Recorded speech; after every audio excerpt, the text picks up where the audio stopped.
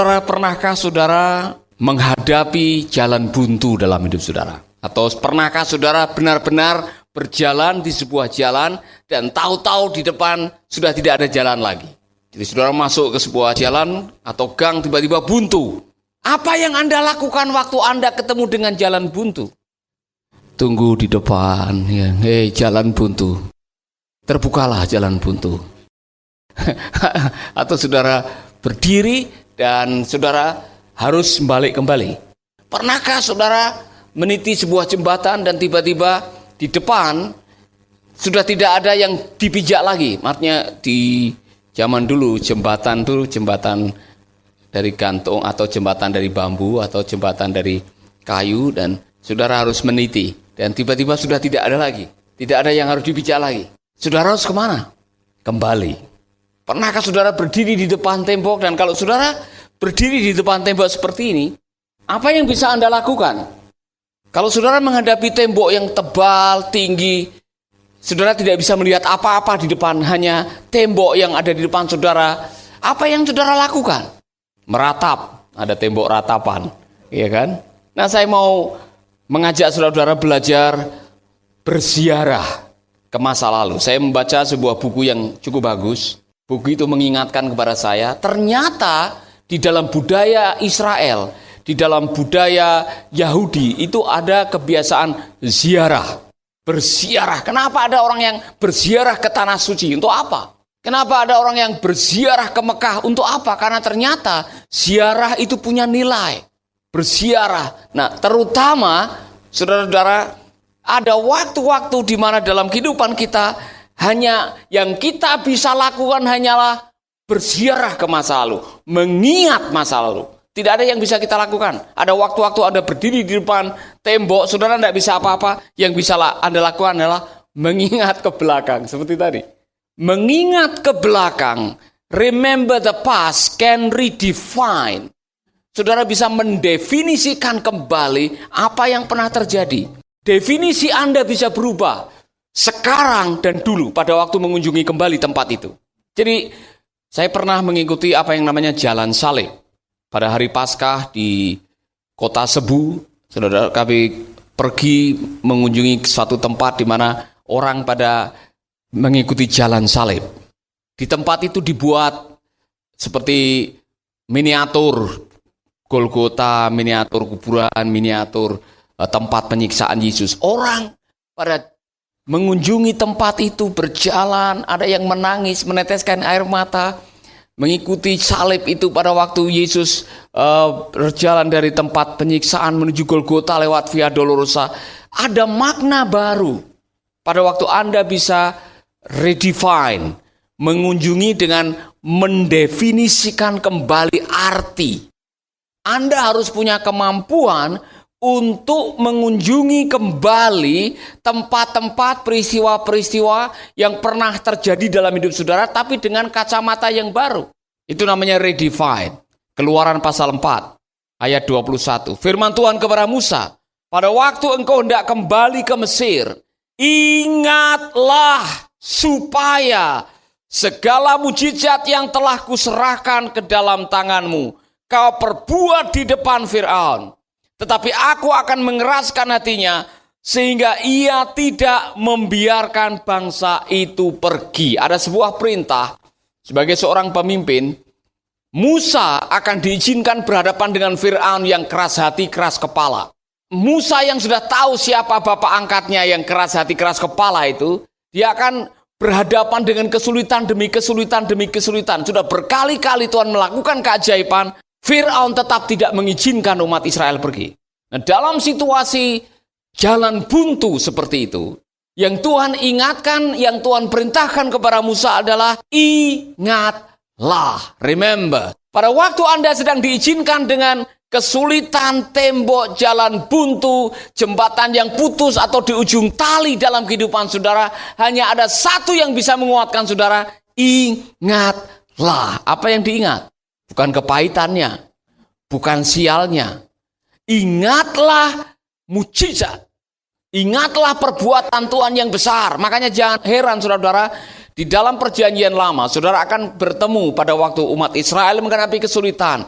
pada waktu umat Israel menghadapi kelaparan, pada waktu umat Israel bersungut-sungut, pada waktu umat Israel menghadapi kesulitan yang sangat luar biasa, selalu ada kalimat ini, ingatlah nenek moyangmu dulu, yang telah keluar dari Mesir, ingatlah perbuatan Tuhan yang besar. Ternyata saudara-saudara, mengingat perbuatan Tuhan yang besar, bisa mendefinisikan kembali siapa Tuhan dan siapa kita dalam kehidupan ini. Amin. Punya pengalaman-pengalaman yang kalau saudara ingat, saudara senyum dan kuat kembali. Kumpulkanlah pengalaman-pengalaman itu saudara. Kemudian lakukan ziarah. Pergi ke tempat atau pergi kepada pengalaman yang bisa menumbuhkan iman saudara. Dalam perjanjian lama dulu belum ada semen, belum ada batu bata dan sebagainya. Setiap orang-orang seperti Abraham mengalami keajaiban, mereka akan tanam pohon. Atau mereka akan mendirikan mezbah. Untuk apa mereka tanam pohon dan mendirikan mezbah? Supaya waktu mereka lewat tempat itu, mereka redefine, revisit kembali pengalaman itu untuk menguatkan. Oh, di sini dulu Tuhan menampakkan dirinya. Di sini dulu Tuhan pernah menolong aku. Di sini dulu Tuhan pernah marah dan membuat aku berubah. Di sini dulu Tuhan pernah menolong aku dan memberikan keajaiban dalam kehidupanku. Haleluya. Punya tempat-tempat sejarah iman yang kalau saudara mengunjungi kembali, saudara punya kekuatan. Amin. Setiap kali saya lewat Jalan Suli, saya menengok ke samping kiri, terutama rumah nomor 49. Jalan Suli 49. Itu menjadi awal lahirnya SPPT. Jadi kalau saudara nanti sekali-sekali ziarah ke Jalan Suli 49, tempatnya sudah berubah, tidak seperti dulu saudara. Tapi nomor 49 itu masih ada. Itu tempat banyak kenangan. Jalan Suli 49 mengingatkan saya kepada seseorang yang digerakkan oleh Tuhan. Sementara saya sedang berkhotbah di Australia, pemuda ini keluar meninggalkan pertemuan. Dan setelah selesai khotbah saya menuju ke toilet, pemuda ini tiba-tiba mengikuti saya dari belakang. Dan dia mengatakan, Pastor Paulus, waktu Anda berbicara tadi, Roh Tuhan menggerakkan saya untuk saya pulang menulis cek $10.000. Ini modal buat Anda memulai pelayanan di Indonesia. Saya statusnya masih pengungsi, tidak punya uang, tidak punya gaji, tidak punya honor. Tapi ada visi di mana Tuhan akan menolong kami, Tuhan akan memberikan sebuah impian untuk membuka sekolah misi 1 tahun. Dan uang $10.000 itu menjadi modal kami bisa kontrak tempat itu dan memulai pelayanan dari nol. Makanya kalau saya ingat Suli 49, saya ingat cek 10.000. Kalau saya mengingat cek 10.000, saya mengingat betapa miskinnya saya waktu itu, tidak punya apa-apa. Tetapi Tuhan yang saya sembah, Tuhan yang punya rencana yang besar dalam kehidupan ini. Amin. Kalau saya tanya kepada saudara, punya tempat-tempat yang layak untuk dikunjungi karena di sana ada sejarah iman saudara, ada? Amin. Saya punya banyak sekali saudara. Kalau setiap kali lewat Halong, di sana ada peristiwa yang luar biasa di Pangkalan Angkatan Laut. Ada banyak pelajaran iman yang kami terima, luar biasa. Jadi setelah KT-KT diserang, kami sempat mengungsi. Saudara-saudara yang belum tahu Ambon, nanti sekali-sekali ke Ambon. Kami mengungsi di Pangkalan Angkatan Darat. Tapi di situ sudah banyak acang. Jadi akhirnya kami merasa tidak aman. Kami pergi ke rumah salah satu siswa kami. Dan di sana kami dijamu makan siang. Tapi sore ada isu bahwa kampung itu mau diserang. Sehingga kami putuskan kami pindah ke Pangkalan Angkatan Laut. Sampai di Pangkalan Angkatan Laut ternyata semua sudah penuh, tenda-tenda sudah penuh, semua ruangan barak-barak sudah penuh. Kami tinggal di pantai. Saya masih ingat sekali, Tasya anaknya Pak Frans itu masih kecil. Dan saya tidak tega melihat ada bayi-bayi kecil kena angin pantai bakalan sakit. Dan itu mendung tebal. Ada satu siswa kami yang kenal kepala sekolah itu, ketua TK yang ada di Angkatan Laut itu. Dan saya sarankan kalau bisa bicara kepada pimpinan TK yang di Pangkalan Angkatan Laut, bolehkah kami menempati bangunan TK itu? Sementara, kalau nanti TK mau beroperasi kembali kami bisa keluar. Sementara orang ini pergi menemui kepala TK-nya, kami semua berdoa, saudara-saudara. Kami berdoa Dan sementara kami berdoa, mereka datang kembali dan mengatakan, Bapak, kami boleh menempati TK, tapi nanti kalau TK dimulai kembali kami harus keluar. Saya bilang, tidak masalah. Saya perintahkan semua siswa, bersihkan TK. Kami masuklah ke TK, dan saudara-saudara, dalam waktu hitungan menit, hujan turun dengan deras. 3 hari hujan turun. Apa yang kami ingat waktu itu? Setiap kali saya lewat Halong, saya ingat bahwa pertolongan Tuhan tidak pernah terlambat. Tepat pada waktu kami masuk ke TK itu, saudara-saudara, hujan turun. Setelah itu 3 hari kami melihat bagaimana karya Allah yang luar biasa. Pertolongan Tuhan tidak pernah terlambat. Dan berkat Tuhan tidak pernah salah alamat. Amin. Saudara-saudara, setiap kali saya lewat Paso, itu ada pasar di situ. Saya ingat betapa luar biasanya pertolongan Tuhan. Jadi malam hari ada ketegangan, suara bom meledak di mana-mana, senapan dan sebagainya.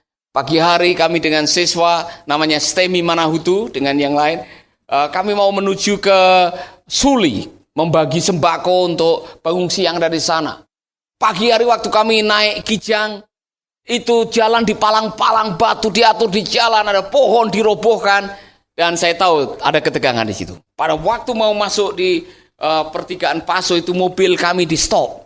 Kemudian ada orang yang paksa buka pintu dan bawa parang, taruh karena wajah saya wajah acang. Tapi ada yang di belakang, itu Bapak Pendeta, itu Bapak Pendeta. Saudara-saudara, kemudian saya diminta KTP. KTP saya tunjukkan benar pekerjaan pendeta. Akhirnya mereka bilang, mohon maaf Bapak, mohon maaf. Ya mohon maaf. Hampir saya menjadi martir sia-sia. Bayangkan pendeta dibunuh oleh orang Kristen. Setiap kali saya lewat Paso sampai hari ini, saya tidak akan pernah melupakan pertolongan Tuhan yang tepat pada waktunya. Itu yang saya maksudkan, revisit your past and redefine. Karena ketika kita mengingat kembali perbuatan-perbuatan Tuhan yang besar, imanmu akan disegarkan kembali, imanmu akan dikuatkan kembali. Kemudian ketika kita mengingat apa yang pernah kita alami bersama dengan Tuhan, kita punya kekuatan untuk menatap masa depan. Amin. Haleluya. Kami tidak menyangka, tetapi pergi ke tempat itu, melihat videonya kembali, ada kekuatan yang baru. Redefine. Sekarang, kalau saya melihat itu, sudah lain. Definisi saya mengenai labor sudah berbeda. Definisi saya mengenai Ambon sudah berbeda.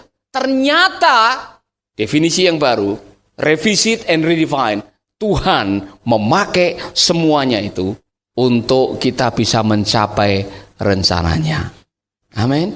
Ternyata Suli 49 adalah awal dari sebuah kesetiaan yang bisa melahirkan tempat yang besar seperti ini.